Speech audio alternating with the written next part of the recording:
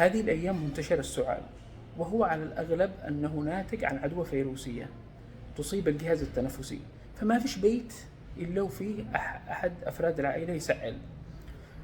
وهي مش مشكلة، لأن عدوى فيروسية على الأغلب عند الأشخاص اللي مناعتهم جيدة، شباب ما يدخنش، تغذيته جيدة.